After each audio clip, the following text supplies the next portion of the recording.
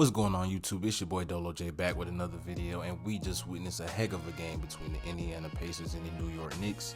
The Pacers ultimately ended up pulling out the victory 130 to 121, and it was a heck of a game from TYREESE, HALIBURTON. Brunson also did his thing, Cat had some stuff, and man, it was really a good game all around. So you know what I'm saying, starting off with the first quarter, basically the Pacers, they were just getting out and running. Now at the beginning, it was a little bit of back and forth, normally how the game usually starts, right?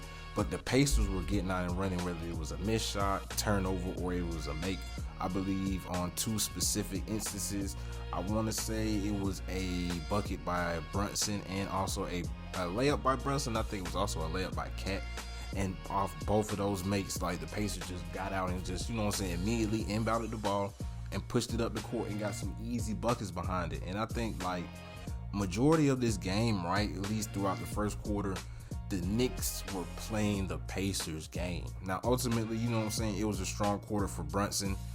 He had 13 points in the quarter. He had 3 assists.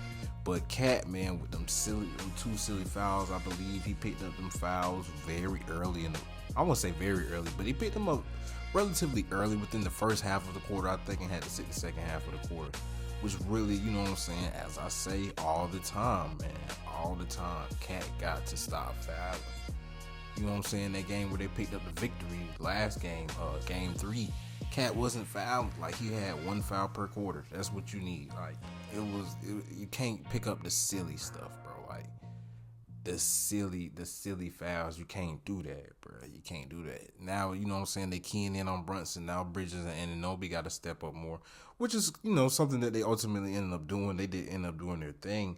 But I just want to talk about TYREESE for a minute, man. TYREESE Halliburton really controlled this game from the onset, grabbing rebounds, you know what I'm saying, pushing the ball up the court, you know what I'm saying, being aggressive, being very aggressive. In the first quarter, he had 6 assists, 5 rebounds.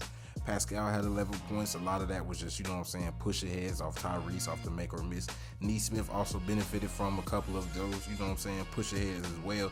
He had 8 points, and then the Pacers were up, 8 points after the quarter, 43 to 35. And the Knicks, you know what I'm saying, they're a team, right? They don't really have the depth. They just started, you know, basically playing their players like that as far as like the bench unit goes. And the Pacers, you know what I'm saying, they've been doing this all season, so no matter whose number is called, you know what I'm saying, and maybe even the 15th guy might be ready, depending on, you know what I'm saying, the culture and the atmosphere. But it just seems like everybody that's in the rotation is always ready to step up, and it could be anybody's game, really, basically. So it kind of shows itself, right, in certain instances in the game. I believe when it was DeLon Wright going into the second quarter, talking about the second quarter now, DeLon Wright, I think he had a steal, and he was dribbling up the court, right, and he was finna make a pass, but he ended up doing a double dribble. And that's just, you know, I think that's a testament to, like, players really like playing and getting used to playing throughout the season. Because before he checked in for them 26 seconds, was it game 2, I think, I didn't even know DeLon. Somebody doing something crazy with the, I don't know. I stay by highway, y'all, my bad. But I didn't even know DeLon Wright was actually on the Knicks. I didn't really know he was still in the NBA. I'm just go ahead and keep it completely honest with you on that one. But yeah, him. I mean, Landry Shamet, he looked a little bit more better. He still had a little bit more. He still had a little bit of out of controlness on certain plays and stuff like that. But just staying right here. It was a point, like I said, about DeLon Wright, and it just seems like Precious Achiuwa does it. It's guys that really don't play, because, you know, the Knicks are usually playing basically 8 guys, but I just wanted to harp on that. Now, getting into the second quarter, now at the beginning of the second quarter, the Pacer offense started to slow down. The ball wasn't moving, or it wasn't popping as much as it was in the first quarter.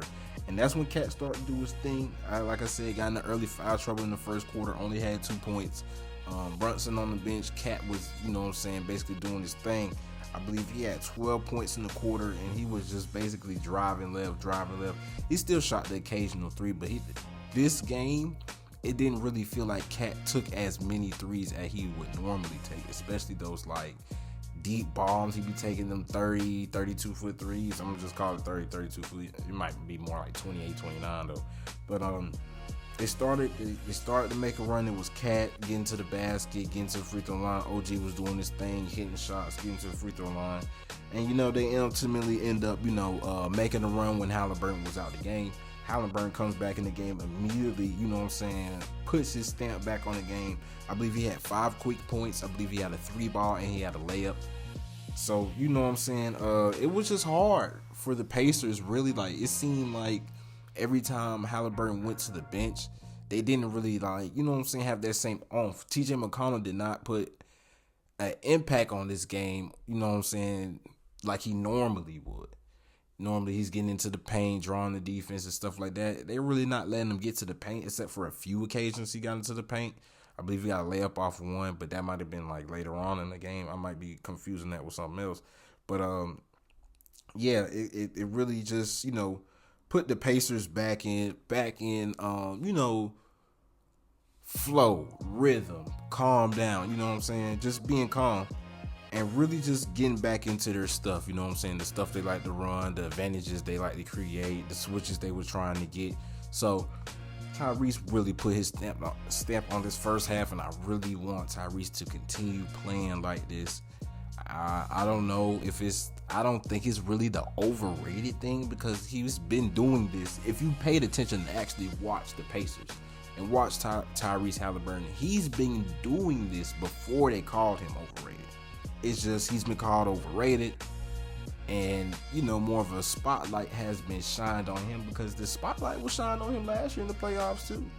But he was kind of dealing with the hamstring thing, so he wasn't like 100% this year, fully healthy. I think he struggled at the beginning of the season, but coming into the playoffs, he's healthy, so you really get to see the type of talent that he is for real, and the type of player that he truly is. But at halftime, 20 points, 8 rebounds, 10 assists. Siakam had 13. Nesmith had 12. Brunson had 16. Cat had 14. OG had 13. And the Pacers were up 5.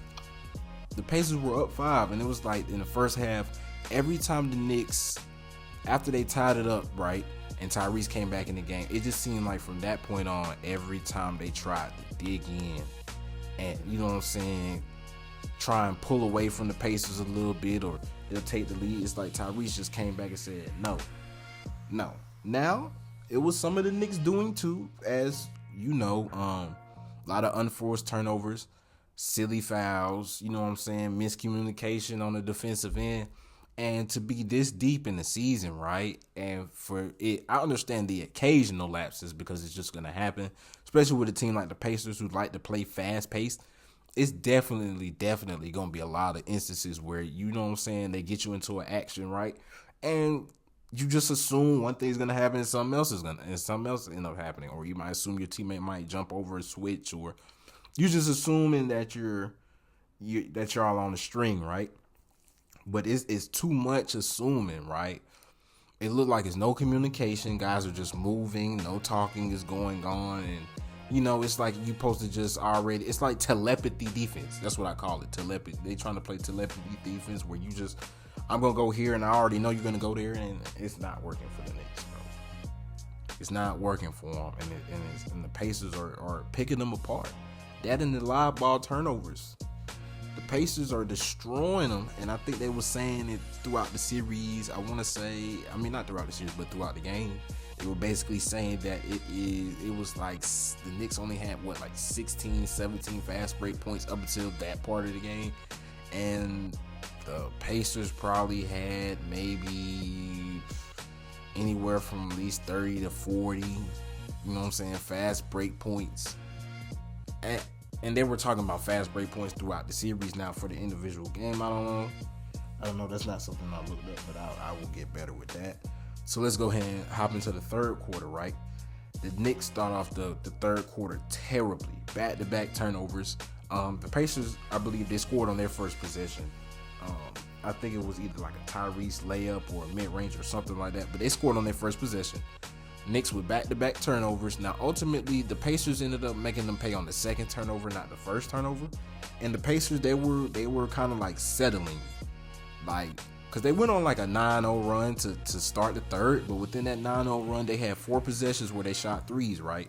Only one of those times when they shot the three, it was off a dribble penetration. Like, they were actually getting the ball into the paint and then actually kicking out versus just, you know what I'm saying, the ball was swing. I think on those other 3 possessions, I don't even remember the ball really coming past the free throw line, if I'm not mistaken. So it was a 9-0 run, but it could have been more than a 9-0 run. It could have been anywhere from 12 to 18 points, you know, simply if they would have just, you know what I'm saying, got more dribble penetration and, you know what I'm saying, didn't settle for as many threes as they were settling for. But after that, Mitchell Robinson, you know, the whole series, man, that man has been a beast on the glass. He's been a beast on the glass. And he was just getting offensive rebound after offensive rebound. Knicks were getting second chance points. And that was kind of helping them, you know, stay in the game, because it's kind of hard to get out and run if you don't secure the possession. You know what I'm saying? So Mitchell Robinson either getting tapped out or grabbing the rebound, kicking it back out. It was one he grabbed, he tried to go back up. It was one he grabbed, tried to go back up, got fouled. There was another one he grabbed where he just went back up and got the putback. So he was really keeping them in the game, combined with the fact that the Pacers just started fouling. Like, they just were fouling crazy. Brunson was really getting to the line. Cat was getting to the line. I think Brunson shot 11 free throws in the quarter. So that helped them, you know what I'm saying, bridge the gap as far as the deficit, because the Pacers had increased the lead to, I believe, 11 in the quarter. And then, but the turnovers, the Knicks turnovers, and then they started fouling, which was negating what, and they started negating what was helping them getting back into the game. They were stopping the game, slowing the pace down, getting to the free throw line, and the Pacers were just fouling. Then the Knicks started fouling. And when you're a team that likes to get out and run, you can't be fouling. But for the Knicks, when you have a team that likes to get out and run and you kind of have slowed the game down, you cannot bail them out by fouling them as well. So in the third quarter, you could just kind of say it was a foul fest. The Pacers ultimately end up getting the better of them into the quarter, end up finishing the quarter up 102 to 91. Didn't really take too many notes in the fourth, but basically the Pacers started off strong. I believe it was like a 9-4 run or something like that, 9-5 run, 10-5 run, something like that to start the quarter off. And Knicks again just getting silly fouls. The Pacers got into the bonus with 4 minutes into the quarter, and it was a possession, I believe, right? I think Benedict Mathurin probably got fouled like 3-4 times, like on one trip down on the court, like. And that's kind of what helped the Pacers basically get into the bonus very, very early. I believe the exact time they had, it was probably 7 minutes, 55 seconds left, something like that. Then the Pacers started fouling again, similar to the third quarter. And really, just from that point on, I really didn't take any notice, because the Knicks started to creep back up, right? And it's like every time they got close, they just, you know what I'm saying, they would turn the ball over, or they would miss an assignment, or somebody would get the offensive rebound, or they'll knock the ball they'll knock the ball out of bounds, set up a play, and they just gave up too many like cuts to the rim from out of bounds, like especially when you're under the basket that you're protecting. Siakam got one, I think. Benedict Mathurin got one. And it was just like, it was really like difficult, because you know, like, the basket is the one thing you don't give up when they're right under the basket they have to score on. You can't give up a cut to the basket. That would be the easiest basket, bro. That would be the easiest basket. So, I don't know, man. The Knicks can probably try and force this series to 6. I kind of don't see it happening, given the fact that they already lost the first 2 games at home. But in a do or die situation, who knows? The Pacers might come out flat. But this has been your boy Dolo J. I'll see y'all tomorrow after Thunder and Wolves Game 5. Until next time, man. Peace.